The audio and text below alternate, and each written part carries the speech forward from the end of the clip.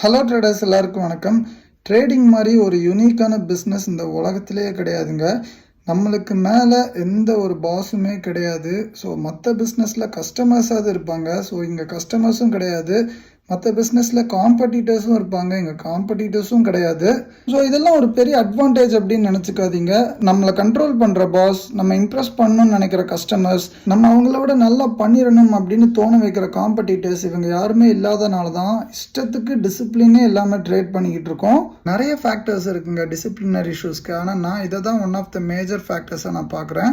இந்த டீப்பான மெசேஜ் தான் mark Douglas அவங்களோட புக்கில் 40 வருஷத்துக்கு முன்னாடியே கொஞ்சம் டிஃப்ரெண்ட்டாக எக்ஸ்பிளைன் பண்ணியிருப்பாங்க.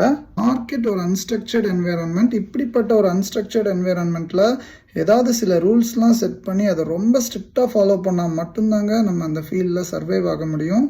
நானும் டிசிப்ளின் விஷயத்தில் கொஞ்சம் மோசமாக தாங்க இருக்கேன். ஆனால் இனி நிறைய சேஞ்சஸ் கொண்டு வர போகிறேன் என்னோட ட்ரேடிங் அண்ட் பர்சனல் லைஃப் ஸ்டைலில். அதெல்லாம் என்னை கொஞ்சம் கொஞ்சமாக இம்ப்ரூவ் பண்ணும் அப்படின்னு ரொம்ப நம்புகிறேன்.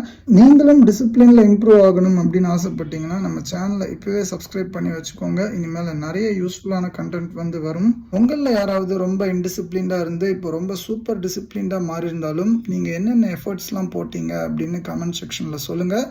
நன்றி.